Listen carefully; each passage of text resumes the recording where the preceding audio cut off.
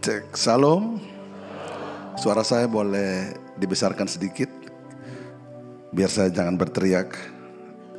Cek, 1, 2. Terima kasih Bapak Gembala, Bapak Pendeta Maudi Lewi yang hari ini mempercayakan saya berbagi kebenaran bersama Bapak Ibu Saudara di tempat ini. Minta maaf saya kadang-kadang selip dialek logat Kupang Timur. Jadi saya kadang-kadang lupa kalau ada di Jawa atau di tempat lain. Dan kadang-kadang saya orang Kupang bilang seleb-seleb gitu. Kadang-kadang ngelantur gitu gak apa ya. Pokoknya masuk aja dah.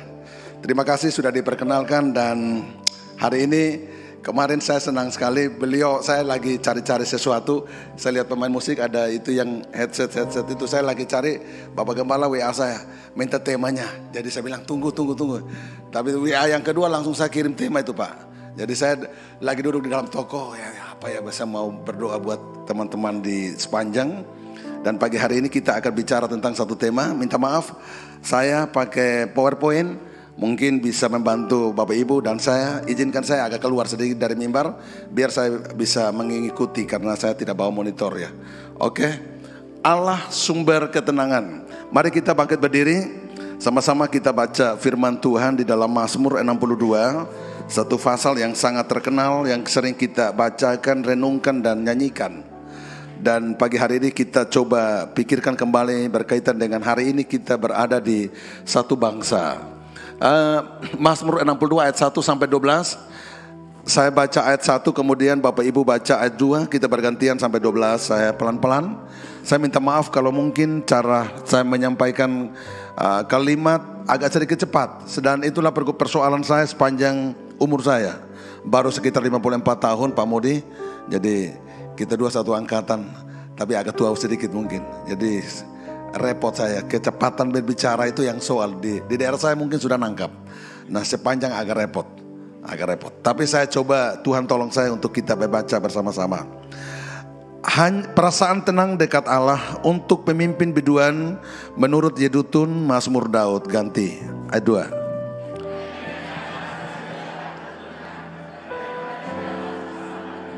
Hanya dialah gunung batuku dan keselamatanku, kota bentengku, aku tidak akan goyah. 4, ganti.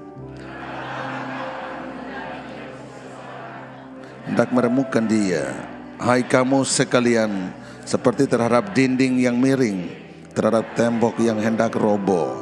Mereka hanya bermaksud menghempaskan dia dari kedudukannya yang tinggi. Mereka suka kepada dusta.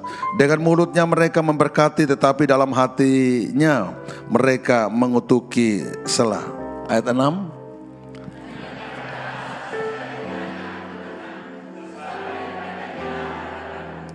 Hanya dialah gunung batuku dan keselamatanku, kota bentengku, aku tidak akan goyah. 8, ganti.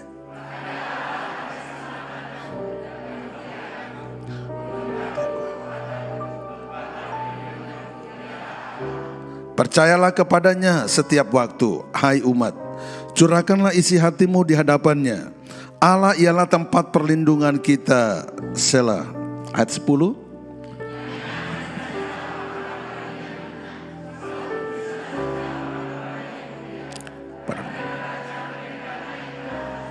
Mereka sekalian lebih ringan dari. Janganlah percaya kepada pemerasan, janganlah menaruh harap yang sia-sia kepada perampasan.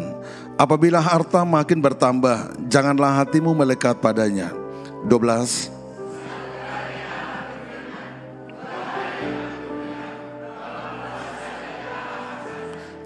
Ayat 13 sama-sama, 1, 2, 3. Dan daripadamu juga kasih setia ya Tuhan, sebab engkau membalas setiap orang menurut perbuatannya. Amin. Silakan duduk kembali. Sekali lagi temanya ketenangan hanya kita dapat dari Allah. Maafkan saya keluar dari mimbar karena saya memonitor apa yang saya mau bicarakan. Baik, Bapak Ibu Saudara-saudara, sehubungan dengan pergumulan hidup kita di dunia, hidup penuh dengan pergumulan ya. Tantangan, persoalan, malapetaka, bencana alam, penderitaan ringan maupun besar seperti kematian sering muncul dalam hidup kita. Lalu timbul pertanyaan klasik, kalau kita anak Allah Di mana kasih Allah?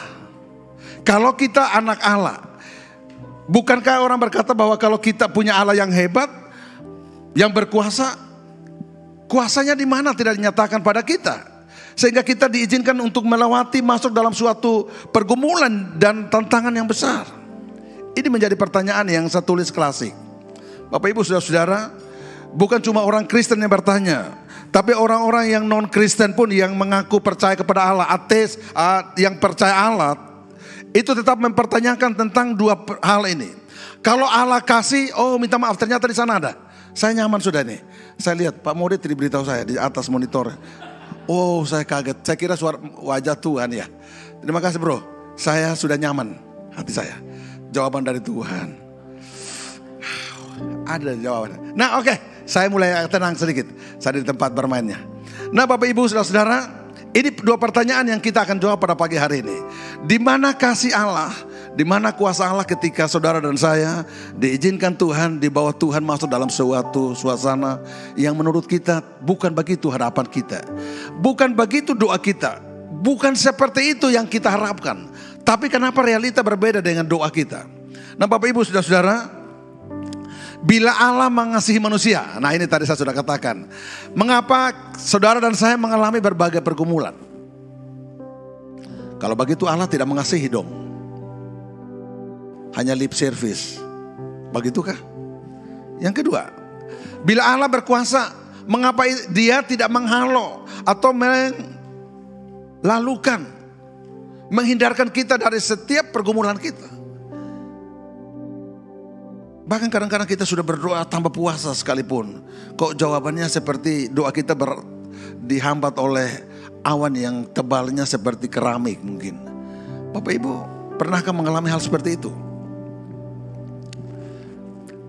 Sehingga muncul pertanyaan dalam hati kita, jangan-jangan ada pribadi yang lebih berkuasa dari Allah Tritunggal Maha Kudus yang kita sembah dalam nama Tuhan Yesus Kristus. Sehingga Allah yang kita sembah tidak mampu atau tidak sanggup atau apa?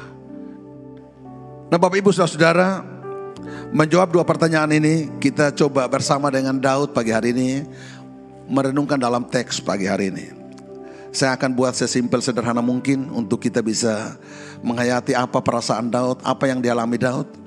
Paling tidak kita relevansikan dengan kehidupan kita hari ini. Dalam bacaan pagi hari ini, pertanyaan tersebut dijawab oleh Raja Daud ketika dia menghadapi pergumulan hebat dan berat, bahaya yang mengancam nyawa dan kedudukan serta jabatannya sebagai seorang raja.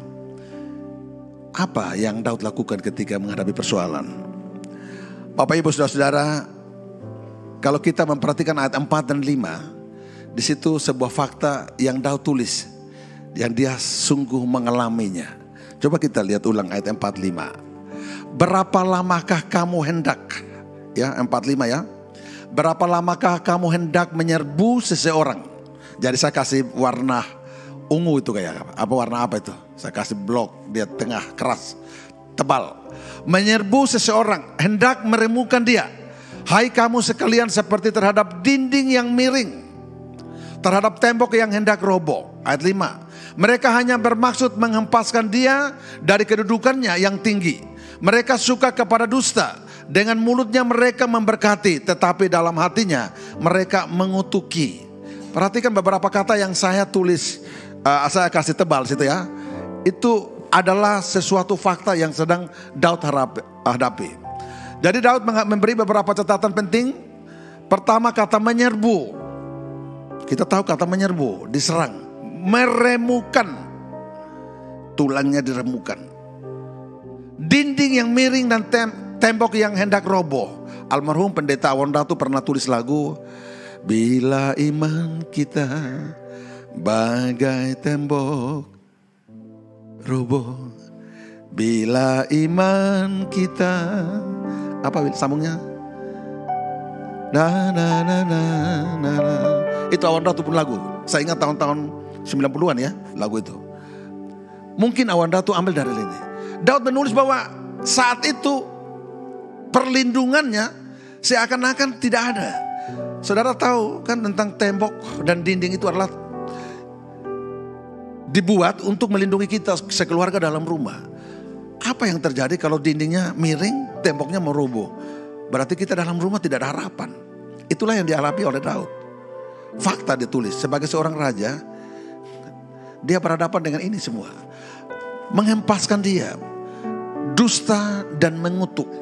Wow, kolaborasi, akumulasi kejahatan, berkompromi untuk menyerang seorang anak Tuhan.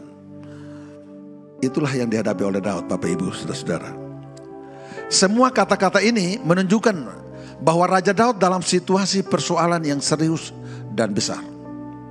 Dan saya tidak tahu apakah Bapak Ibu, saudara-saudara, opa, oma. Ya, saya memang kata kupang opa, oma ya, bisa paham ya, kakek, nenek. Saya lihat di sini ada opa, oma di sini. Apakah dalam perjalanan kehidupan kita, ziarah kita di dunia bersama Allah Tritunggal, apakah Bapak Ibu pernah mengalami hal demikian? Pernah merasakan diserbu dengan kata-kata yang tidak pantas mungkin? Rasa-rasanya orang kayaknya mau patahkan kita saja. Tidak pantas kita hidup, hanya mereka saja yang hidup di dunia, di sekampung. Lalu kita tidak boleh ada di dunia ini. Rasa-rasanya yang kita alami, orang mau jatuhkan kita dan kita tidak ada pengharapan. Dinding dan tembok yang selama ini kita sandar, kita harap bisa mengayomi kita, mengamankan posisi kita, keselamatan kita. Rasa-rasanya tidak ada yang bisa melindungi kita. Apakah Bapak Ibu sedang mengalami hal demikian dalam keluarga, rumah tangga, usaha, pekerjaan dan segala hal? Maka saya mau beritahu, semua orang Kristen, anak Tuhan di seluruh dunia pun pernah mengalami hal yang sama. Jangan cuma kita, seorang raja yang dikelilingi dengan fasilitas yang lengkap. Untuk RI 1 seperti Daud, katakanlah kalau dia di Indonesia RI 1, kalau di Surabaya, di Jawa Timur mungkin L1 provinsi, L1 provinsi Jatim, Ibu Kofifa, ya. Tapi level ini level raja, Bapak Ibu. Semua fasilitas dia ada, tapi dia mengalami hal yang dia catat bahwa wow, berat. Nah, karena itu Bapak Ibu saudara, saya mengajak kita untuk mari kita berpikir realistis bahwa menjadi Kristen, menjadi anak Tuhan, menjadi pengikut Allah, bahwa kita adalah milik biji mata Dia, benar. Bahwa kita sudah diukir Allah di telapak tangannya, iya. Bahwa kita sudah ditebus dengan darah yang mahal, sudah lunas, sudah tunai, dibayar tuntas di atas salib, ya benar. Dan kita selalu percaya Dia, benar. Tapi saya mau kasih tahu, perjalanan kehidupan kita tidak seperti karpet yang tebal seperti ini, atau seperti keramik yang Bapak Ibu sedang injak, bahwa semua lancar, berselancar, enak. Kadang-kadang Tuhan izinkan kita menghadapi hal-hal yang seperti ini. Mengapa sampai hal itu terjadi? Nah Bapak Ibu saudara-saudara, namanya manusia pasti punya persoalan dan pergumulan, ya. Entahkah dia Kristen atau non-Kristen, tetap dia punya persoalan. Sebabnya macam-macam. Ada yang karena memang kelalaian kita, kesalahan kita, keteledoran kita. Sudah tahu penyakitnya asam urat, sudah tahu asam urat tapi masih makan makanan yang bilang dalam darah Yesus. Ya jangan masalah, jangan kaget kalau darah Yesus tapi asam urat. Lalu rufuk, orang Kupang bilang rufuk, hantam itu makanan seafood, ya soal itu. Iya toh Pak, itu kesalahan sendiri. Orang di daerah saya, kalau dia sudah kena asam urat, dia makan makanan-makanan yang berbahaya bagi dia, dilarang dokter, lalu dia makan. Kalau dia sakit, dia pergi berdoa di tim doa. Lalu pergi cek siapa yang suangi dia, siapa yang santet dia. Padahal kebodohannya sendiri. Ini rekan saya yang demukan yang pakai baju motif NTT, dia adalah sudah hampir 40 tahun tidak jumpa saya. Dia tuan tanah di daerah Krian sini katanya. Dia bujuk-bujuk saya selama sepekan. Tapi saya kemarin dia telepon saya, sengaja tidak mau angkat. Sengaja saya tidak mau angkat. Tapi ternyata kawan tetap kawan ya begitu. Dia datang cari saya pagi hari. Saya berharap sekali-sekali dia kunjungi Bapak Mori di sini. Dia kerja di sini. Tapi dia bilang sama saya tidak tahu ada GBPS di sini. Nah, saya sudah datang, sudah tahu ada GBPS di sini. Bapak Ibu saudara-saudara, kadang-kadang kesalahan kelalaian kita di hadapan Tuhan, kita salah, kita tabrak firman Tuhan. Dosa itu adalah, hamartia itu adalah ketika anak panah dibidik tidak sesuai dengan sasaran, itu dosa. Dan bukankah kita banyak kali tidak sesuai apa yang hati Tuhan inginkan? Alkitab berkata bahwa firman Tuhan seperti tali sipat, tukang kayu tahu itu. Tali sifat yang ditarik oleh sang tukang dan biasanya mereka kerja, mereka skap dulu, pakai skap tangan itu biasanya skap mengikuti tali sifat itu. Sedikit ditekan maka akan melenceng. Begitulah firman Tuhan bagi Bapak Ibu dan saya. Perjalanan hidup kita di dunia, Tuhan sudah kasih satu standar tali sifat. Tapi banyak orang Kristen, saya berharap di sepanjang tidak ada, seringkali menyimpang dari tali sifat, yaitu firman Tuhan. Lalu Tuhan mau bilang begini, ini anak ini terlalu nakal, dia sering bandel, dia sering mencobai Tuhan.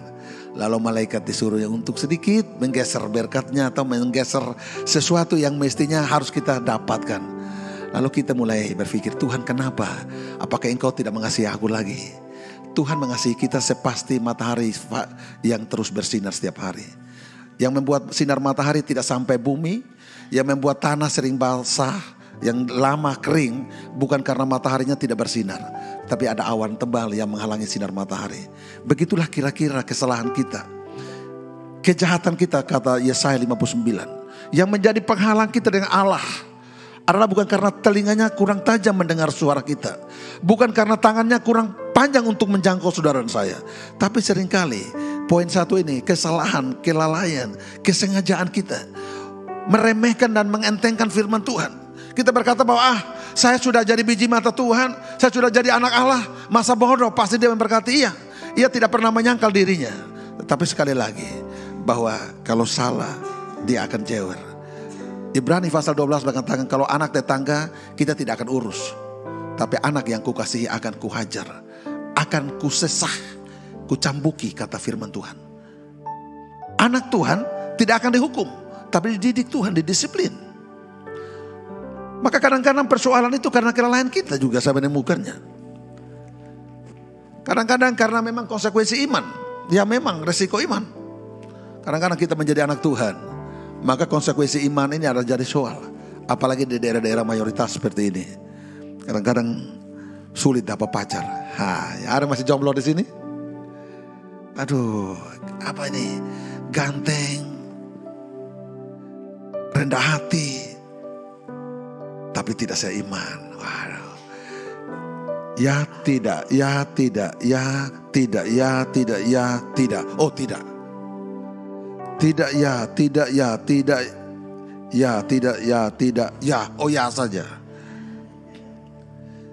Konsekuensi iman tuh kadang-kadang membuat kita, saya umur segini harus dapat ini, dapat ini. Tapi ya kadang-kadang Tuhan bawa kita untuk berharap bersandar kepada Dia. Amin Bapak Ibu saudara-saudara. Saya pikir Bapak Ibu lebih banyak ngerti tentang konsekuensi iman Kristen di daerah mayoritas. Kalau kami di Kupang daerah mayoritas Kristen, itu mah konsekuensi iman itu kami jarang lihat. Hanya karena seringkali karena rata-rata Kristen, maka orang Kupang bilang pamalas gereja. Kristen sakara pedewe gitu. Kristen yang sesuka hati. Lagi-lagi ini juga persoalan, jauh dari standar Allah. Ya, pergumulan kadang-kadang iblis. Paulus ketika naik ke Tuhan bawa ke surga, Firdaus, Tuhan izinkan iblis untuk mencobai dia. Duri dalam daging. Ayub kita tahu, Ayub datang menghampiri Allah. Kas turun itu pagar sedikit, turunkan pagar perlindungan dalam Ayub pasal 1. Ayub bisa memanggil engkau terus bertahan dalam kesalehannya. Karena engkau yang memagari dia. Tuhan bilang oke, saya turunkan pagar perlindungan, kamu buat apa buat dia? Silakan. Lalu iblis mulai kerjain Ayub. Penyakit di tubuhnya, istrinya menjadi pengkhianat, anak-anaknya dihabisin, harta bendanya dihabisin. Bapak Ibu saudara-saudara, iblis punya kerja. Kadang-kadang persoalan yang kita hadapi, kalau kita sudah periksi bukan salah kita. Kadang-kadang bukan konsekuensi iman.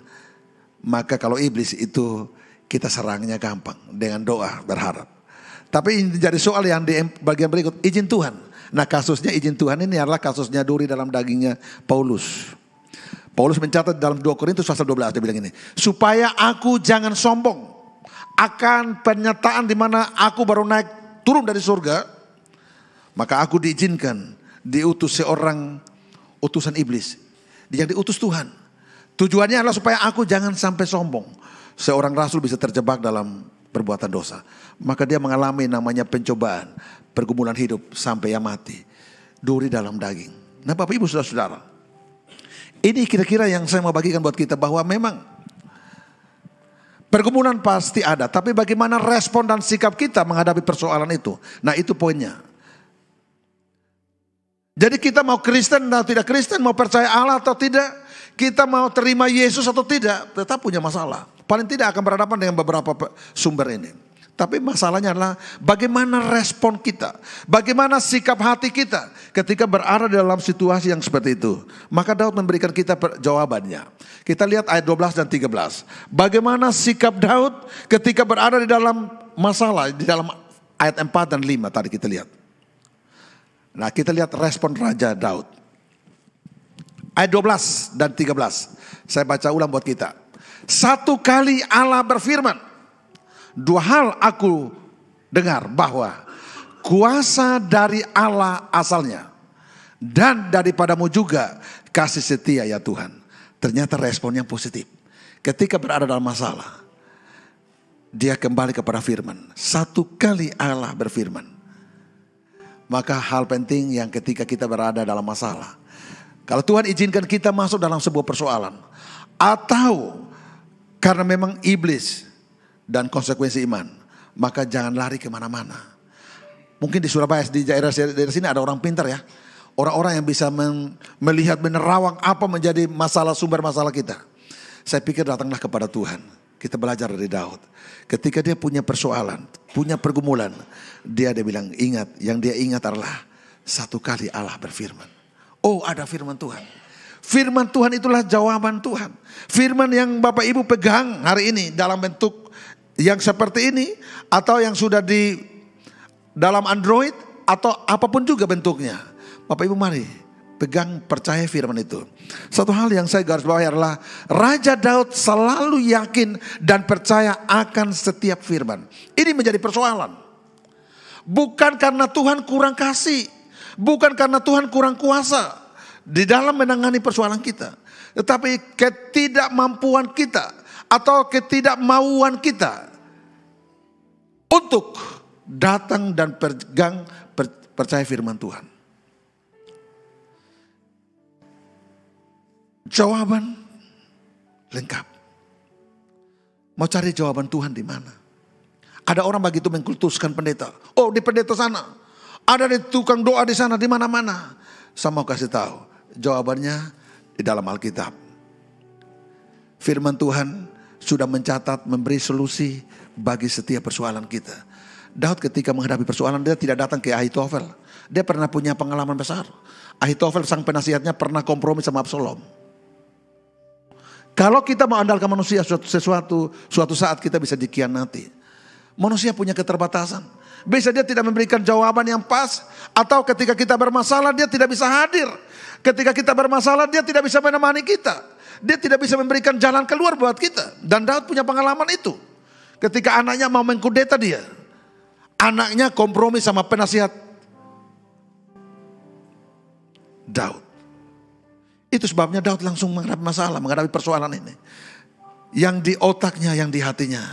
Satu kali Allah berfirman, dua hal aku dengar, bahwa yang pertama, dia tahu Allah itu berkuasa. Amin saudara. Ini yang pertama Daud ingat adalah Allah berkuasa. Dia percaya penuh akan kemahakuasaan Allah. Daud sekarang punya stempel. Daud sekarang punya SK. Daud dipilih oleh Tuhan dan dia menjadi raja. Otoritas penuh. Oke, engkau punya jabatan. Engkau punya kuasa, otoritas terbatas. Ada limitnya. Kalau tidak dihentikan secara konstitusi, paling tidak usiamu membuat engkau punya batas. Dan Daud sadar itu. Makanya Daud berkata, menulis. Ketika dalam pergumulan aku ingat firman-Mu bahwa Tuhan itu berkuasa. Saudara-saudara, mau percaya Tuhan atau tidak? Mau kita datang beribadah kepada Dia atau tidak? Mau kita memberikan persembahan kepada pekerjaan Tuhan atau tidak? Mau Bapak Ibu mengambil bagian dalam pelayanan atau tidak? Dia tetap berkuasa. Dia tidak pernah berkurang kuasanya sedikit pun ketika umatnya tidak datang menghargai Dia. Pun sebaliknya, Dia tidak bertambah kuasanya sedikit pun ketika kita memuja dan mengagungkan Dia, sempurna kuasanya. Dan kuasa sempurna itu tetap Dia nyatakan bagi setiap orang yang dikasihi Dia. Itu yang buat Daud sadar, aku ingat firman-Mu bahwa Engkau Allah pencipta langit dan bumi. Allah tidak pernah berganti takhta. Sekali Dia bertakhta, duduk di takhtanya sampai selama-lamanya, abadi kekal. Allah tetap sama. Itulah Allah Daud dan saya. Dan kita semua pakai Allah, kuasanya tak terbatas. Saya ingatkan lagi, semua kuasa dalam dunia terbatas. Indonesia sudah membatasi pengalaman Orde Baru 30-an tahun. Sekarang kita mau supaya Pak Jokowi 3 periode pun tidak bisa. Amandemen UUD 45. Survei hari ini, kesukaan masyarakat Indonesia pada bingung, pakar-pakar. Presiden biasanya kalau di putaran sudah 2 periode, ujung-ujung atau akhir-akhir kekuasaannya orang tidak suka lagi. Jokowi malah masih 80-an%. Tapi tidak akan bisa 3 periode. Harus terbatas. Kuasa Presiden RI sudah dibatasi. Kuasa siapapun juga akan terbatas. Yang tak terbatas kuasanya adalah siapa? Allah Tritunggal. Yang kita sembah dalam nama Tuhan Yesus Kristus. Amin saudara. Tak terbatas kuasa-Mu Tuhan. Semua dapat Kau lakukan. Nanti kita nyanyikan. Saya tahu semua suka lagu ini. Betul. Memang tak terbatas. Mau masalah itu sebesar apapun juga bagi Dia kecil. Mau kecil sebesar apapun juga bagi Allah, Dia bisa sanggup tolong. Orang bilang, apakah flu bisa ditolong Tuhan? Bisa. Apakah stadium 4 yang dokter angkat tangan bisa? Tidak, Allah bisa? Bisa. Yang kalau Allah mau, tidak ada yang Dia tidak bisa. Tak terbatas kuasa Tuhan. Kuasa Tuhan tak berubah. Di dalam dunia teologi, kuasa Allah itu sempurna. Tak pernah bertambah, tak pernah berkurang. Dari kekal sampai kekal. Sempurna. Kita masih bisa berubah. Berubah dalam segala hal. Tapi Allah tak pernah berubah. Allah yang Bapak Ibu pagi hari ini sembah. Dulu Bapak Ibu kenal. Hari ini dan sampai selamanya tak pernah berubah. Itulah Allah. Sanggup menciptakan dari yang tidak ada menjadi ada.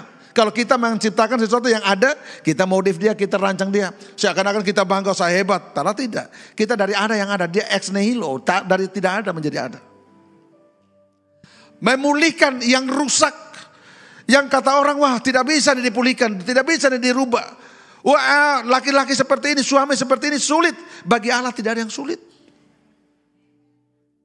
Anak yang sudah kena narkoba, kena jebakan macam-macam. Bagi Allah Dia sanggup pulihkan. Menjadi sembuh, Naaman. Sembuh hanya dengan masuk ke dalam sungai 7 kali. Dikatakan Alkitab, kulitnya seperti kulit bayi. Pulihkannya sempurna. Itulah Allah yang pagi hari ini Bapak Ibu sembah. Allahnya Daud. Itulah yang Daud ingat. Menghadapi masalah, aku ingat firman Tuhan. Bahwa Allahku berkuasa. Amin saudara. Mari kita terus berharap kepada Dia. Allah yang terus mengadakan, menyembuhkan, mengontrol, memelihara, mengatur. Alam semesta hari ini tidak ada tabrakan di angkasa. Kenapa semua terus bergerak dalam orbitnya? Karena ada yang sedang mengatur. Namanya Allah Tritunggal. Satu Allah, 3 pribadi. Bapa, Anak, Roh Kudus. 3-3 terus bekerja dari kekal sampai kekal. Kita akan berjumpa mata dengan mata di dalam kekekalan surgawi. Terus mengontrol kita. Terus menjaga kita pada pagi hari ini. Itulah Allahnya Daud. Saya tidak tahu apa menjadi pergumulannya Bapak Ibu pagi hari ini. Saya hanya mau ingatkan Bapak Ibu. Saya ajak kita, mari kita punya Allah yang tak pernah berubah. Kuasanya tak ada bandingnya. Ojo dibanding. Ya. Begitu. Itu yang pertama. Yang kedua, apa yang Daud ingat? Dia percaya kasih Allah. Di dalam firman Tuhan mencatat tentang Allah itu kasih. Keberadaannya adalah kasih. Dia pribadi yang tidak bisa dilepaskan. Karena memang naturnya, sifatnya adalah kasih. Kalau Allah berhenti jadi kasih, Allah bukan Allah. Iblis. Iblis selalu menciptakan kebencian, dendam, iri hati, permusuhan. Di dalam Yohanes 10:44 dikatakan, iblislah menjadi bapamu. Raja pendusta, bapa kejahatan. Sejak kekekalan mulai dari itu iblis. Tapi Allah Tritunggal, itulah kasih. Kalau mau cari Allah, cari kasih. Pasti ketemu. Bapak Ibu saudara, Daud berkata, dua hal aku dengar, Allah berkuasa, Allah kasih. Kita coba baca Yeremia 31 ayat 3. 1, 2, 3. Dari jauh Tuhan menampakkan diri kepadanya. Aku mengasihi engkau dengan kasih yang apa? Sementara. Oh, kekal.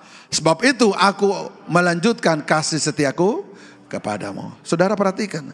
Sekali ia memilih, sekali Allah memutuskan untuk mengasihi Bapak Ibu dan saya, sekali dia memilih, menetapkan untuk mengorbankan hidupnya buat saudara, sekali dia menetapkan dirinya untuk menebus saudara, maka sampai kekal, sampai selama-lamanya abadi, ia terus mengasihi. Aku terus melanjutkan kasihku, dan aku mengasihi engkau dengan kasih yang kekal.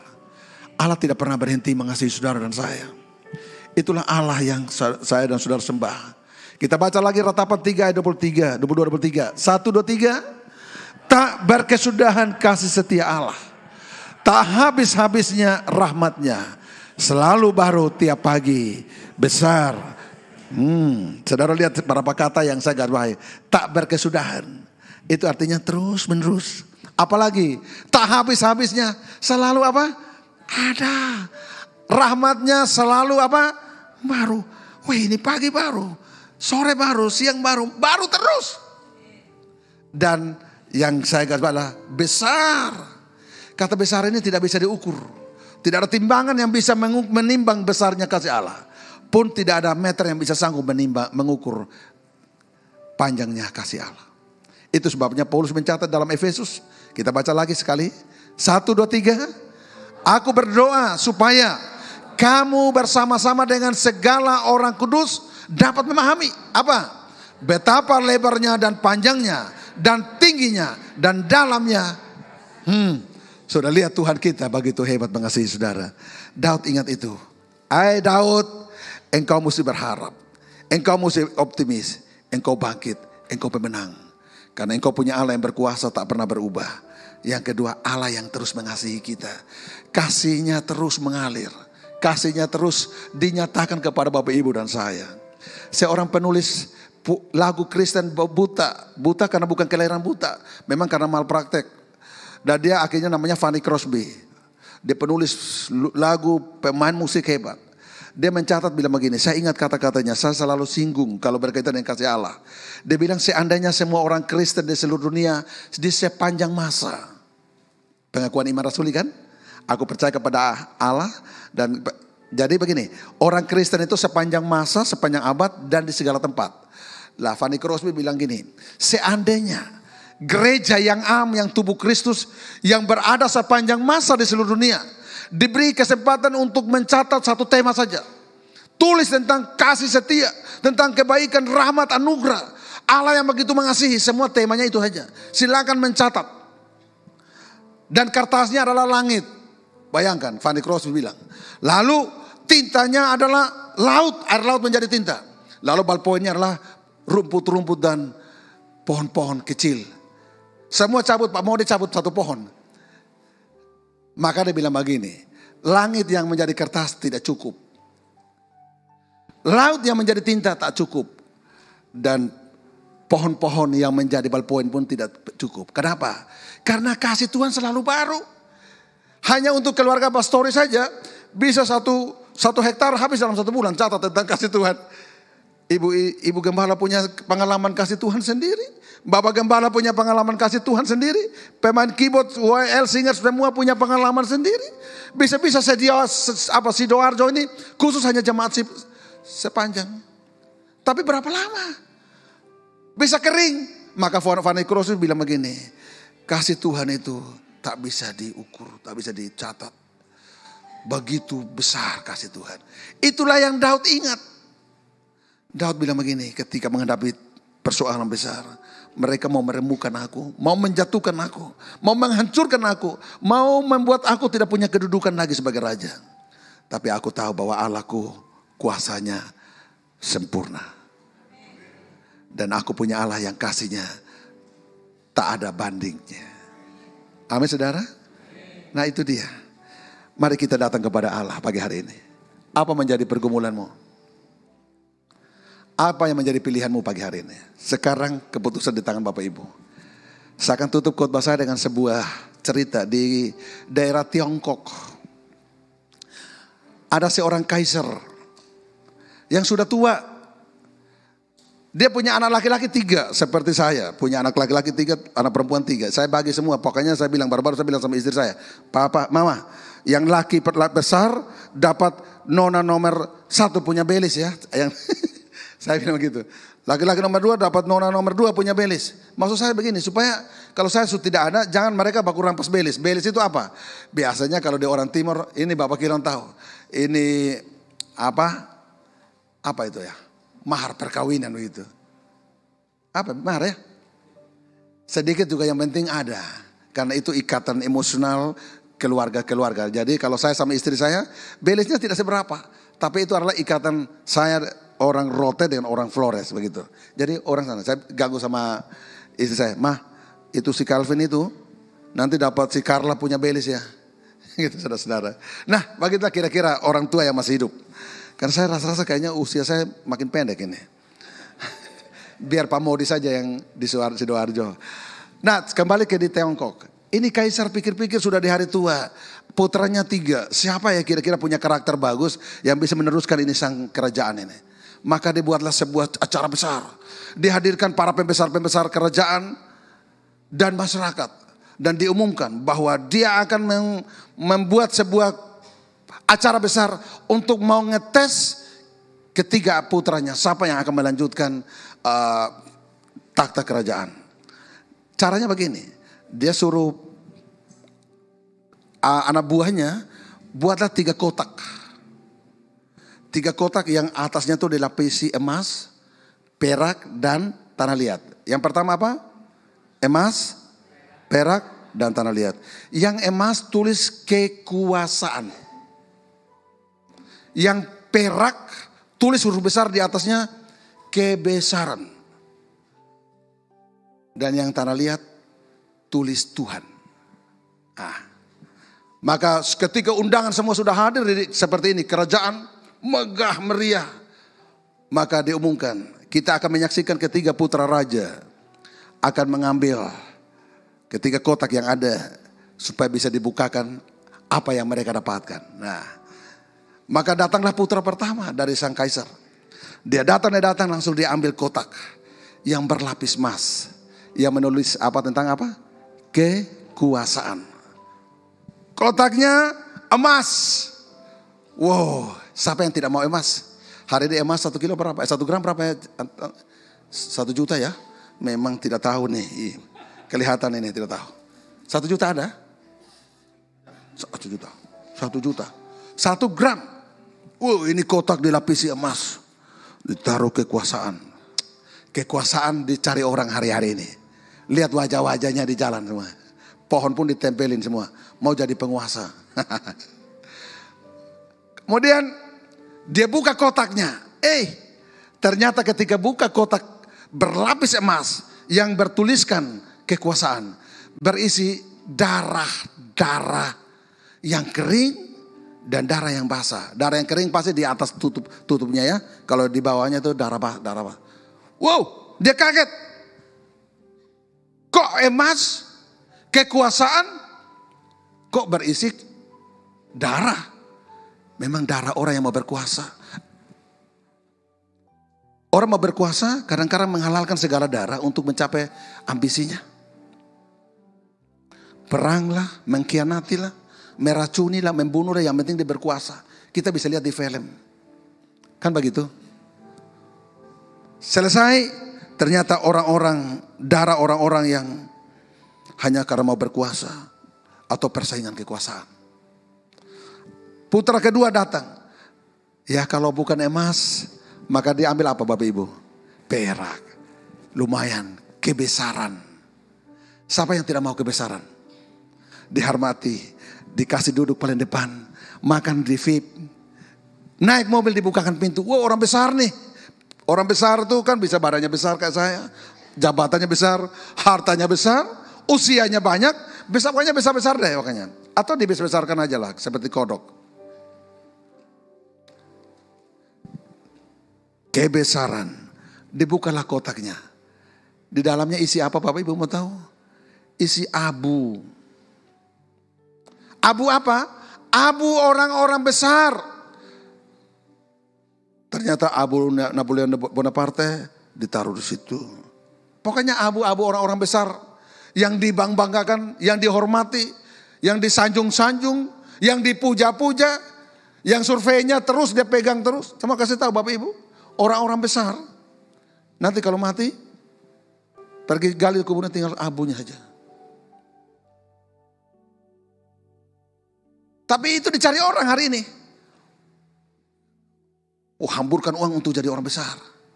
Pertanyaannya gajimu berapa untuk kembali gaji dapat uang begitu banyak yang dihamburkan.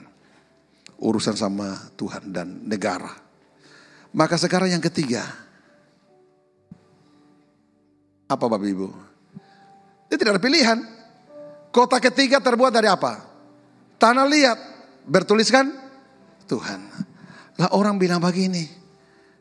Hai, ini nomor 1 dan 2 ini paling bodoh. Kenapa kok mereka tidak mau pilih Tuhan? Bukankah Tuhan yang berkuasa dan penuh kasih? Tapi berapa banyak orang yang mau pilih Tuhan hari ini? Bapak Ibu bisa menemukan? Susah orang mau percaya Tuhan. Hedonisme, materialisme, konsumerisme, filsafat-filsafat dunia membuat manusia sekarang silo dengan dunia dan segala isinya. Dan mereka lebih memilih kebesaran kekuasaan daripada Tuhan. Saya berharap Bapak Ibu dan saya jangan mengikuti orang-orang dunia. Ikuti siapa? Daud. Maka saudara bisa lihat di bagian ketiga, bagian terakhir di khotbah saya. Sama tutup. Masih ada waktu? Saya tutup sedikit. Poin ketiga. Di ayat 1, ayat 2. Masih bisa ditampilkan PowerPoint-nya? Oh ya, kalau sudah terlanjur saya... Oh masih bisa ya, oke. Ini dia. Ini yang saya mau ajak kita. Apa keputusan dan pilihan Daud? Ayat 2 dan 6 dan 7. Hanya dekat Allah saja aku tenang. Daripadanya lah keselamatanku. Ayat 6. Hanya pada Allah saja kiranya aku tenang. Sebab daripadanya lah harapanku. Dialah gunung batuku, keselamatanku, kota bentengku. Aku tidak akan goyah. Daud seperti anak yang ketiga. Dia memilih dekat sama Tuhan. Dia memilih datang kepada Tuhan. Karena dia tahu sumber keselamatan di dunia dan akhirat itu hanya dalam Tuhan. Amin saudara. Bapak Ibu mau tiru Daud? Bapak Ibu mau mengikuti contoh anak yang ketiga dari sang kaisar? Anak 1-2 cari kebesaran, cari emas, perak. Apakah salah? Tidak salah. Tetapi banyak orang karena mengejar waktu, mengejar emas dan kekuasaan, mengejar perak dan kebesaran, dia tidak punya waktu untuk beribadah. Tidak punya waktu untuk dekat sama Tuhan. Tidak punya waktu untuk datang menyembah. Tidak punya waktu untuk datang melayani Tuhan. Tidak punya waktu untuk berpartisipasi di dalam pelayanan pekerjaan Tuhan. Memberi persembahan untuk pekerjaan Tuhan di tempat ini. Tidak punya waktu sama sekali. Kalau bisa bawa titipan dompetku. Ini 1/10. Ini kolektor 1-2. Ini untuk pendeta. Ini untuk fakir miskin. Titip saja. Karena saya tidak punya waktu mengejar kekuasaan dan emas. Mengejar kebesaran dan perak. Sama kasih tahu Tuhan Yesus tutup khotbahnya bilang begini. Ayo dengar baik-baik. Apa untungnya engkau memiliki dunia dan segala isinya? Pada akhirnya engkau harus kehilangan nyawamu. Bahwa Tuhan akan menggulung dunia ini. Membuat langit dan bumi baru. Maka segala pencapaian, prestasi. Segala yang dikejar dunia. Paulus berkata, dulu itu kubanggakan. Perjumpaan bersama Kristus. Pengenalan bersama Kristus. Itu membuat aku membuang semua. Kuanggap sampah. Saudara tahu sampah yang ditulis itu? Tinja. Paulus memakai kata tinja, hanya Elai memakai sampah. Tinja. Saya lihat di sepanjang jalan tulis sedot tinja ya. Paulus bilang, itu cukup buang semua. Kebanggaan, reputasi, semua yang menurut orang hebat. Tidak. Karena apa bagiku? Kalau aku punya Kristus, maka hidup ini ku pakai untuk Tuhan. Hidup ini adalah kesempatan. Saya mengajak Bapak Ibu semua, waktu yang ada. Kita tidak tahu hari esok. Kita tidak tahu kapan kita akan berakhir meninggalkan dunia. Tapi paling tidak, hari ini engkau sedang berinvestasi sesuatu yang bernilai kekal. Engkau dekat sama Tuhan. Bapak Ibu dan saya datang kepada Tuhan. Pilih Dia. Ambil kotak tanah liat itu. Memang di hadapan dunia tidak berharga. Tapi itu adalah penentu. Orang pikir tanah liat itu tidak ada harga. Padahal kalau orang kena kanker, saya dengarnya, ambil bahan-bahan alam itu, rebus pakai periuk yang terbuat dari tanah liat. Kalau pakai panci-panci yang dari besi itu tidak mujarab katanya. Kalau panci periuk-periuk di daerah saya ada Pak Mudi, yang terbuat dari tanah liat. Wah, itu diambil itu yang itu akar benalu apa itu, maka orang penyakit kanker katanya sembuh. Jadi tanah liat itu berarti loh, paling tidak bagi orang timur. Tapi saya mau tutup khotbah saya bahwa Bapak Ibu kalau datang kepada Tuhan, engkau menemukan segalanya. Amin saudara. Dan saya bersyukur setiap kali saya datang ke sini, jemaat ini selalu full terus. Anda adalah orang-orang yang sudah menemukan Tuhan. Amin. Pakai hidup yang ada, waktu yang ada, selalu menjadi berkat. Mau jadi berkat? Hidup ini adalah kesempatan. Mari kita bangkit berdiri. Saya undang Pendeta Nugroho berdoa meneguhkan firman. Sekali kita angkat pujian, hidup ini adalah kesempatan.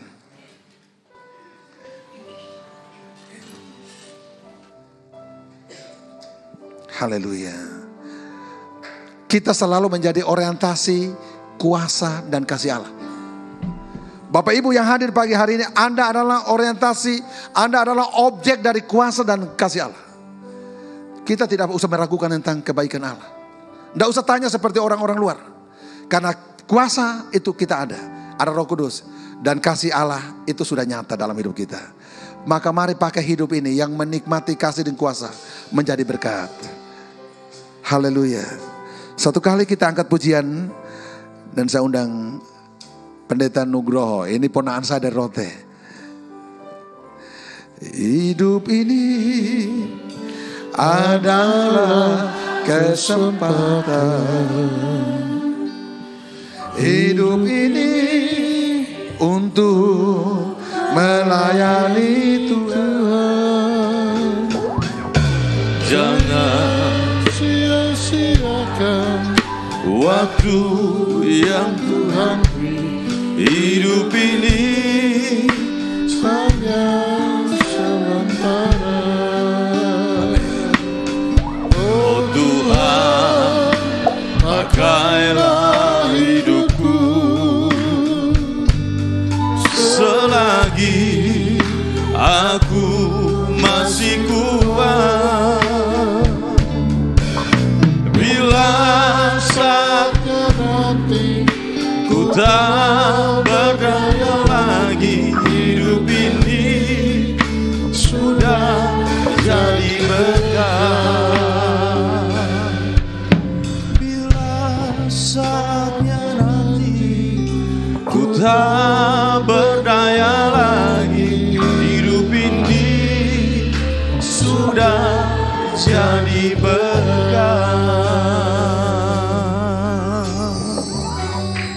Benar Tuhan, pagi hari ini kami boleh diteguhkan melalui kebenaran firman-Mu. Kami butuh ketenangan. Dan ketenangan itu kami dapat beroleh ketika kami dekat dengan Engkau. Sebab ketika ada di dekat Tuhan, ada kuasa Tuhan yang menyertai saya dan saudara. Kasih dan setia Tuhan tidak pernah meninggalkan saya dan saudara. Hari ini, apapun pergumulan saya dan saudara, Tuhan menjadi jawaban yang terbaik. Pulanglah dengan sukacita. Pulanglah dengan damai sejahtera. Pulanglah dengan membawa kemenangan. Sebab firman Tuhan berkata bahwa jikalau Allah di pihak saya dan saudara, tidak ada yang menjadi lawan kita. Sekalipun ada banyak musuh yang kita hadapi hari-hari ini, tetapi kalau Tuhan menyertai saya dan saudara, Dia Allah Immanuel. Dalam setiap musim hidup saya dan saudara, Dia tidak pernah tinggalkan saya dan saudara. Bapa yang baik, pagi hari ini berkati hamba-Mu yang sudah menyampaikan isi hati-Mu. Setiap telinga yang mendengarkan firman itu berada di tempat yang tepat, ada dalam hati kami. Dia menjadi terang, dia menjadi pelita, dia menuntun setiap langkah hidup kami. Tuhan memberkati Bapak Gembala, Ibu Gembala, semua pelayan Tuhan dan jemaat Tuhan yang ada di tempat ini. Biarlah gereja ini terus bertumbuh di dalam pengenalan akan Tuhan. Gereja ini terus bergerak, berjalan bersama dengan Tuhan. Gereja ini akan bersinar untuk kemuliaan nama Tuhan. Di tempat ini firman kebenaran yang sejati diberitakan. Dan setiap telinga yang mendengar boleh dikuatkan, dihiburkan, diberikan sukacita, diberikan damai sejahtera. Jemaat yang dikasihi Tuhan, sebelum kita berpisah satu dengan yang lainnya, angkatlah kedua tanganmu. Terimalah berkat dari Allah Tritunggal. Berkat damai sejahtera, sukacita dari Allah Bapa, anugerah cinta kasih Yesus Kristus, dan persekutuan Roh Kudus menyertai saya dan saudara sampai selama-lamanya. Mari kita semua yang menerima dan menikmati berkat Tuhan sama-sama katakan amin. Shalom. Tuhan Yesus.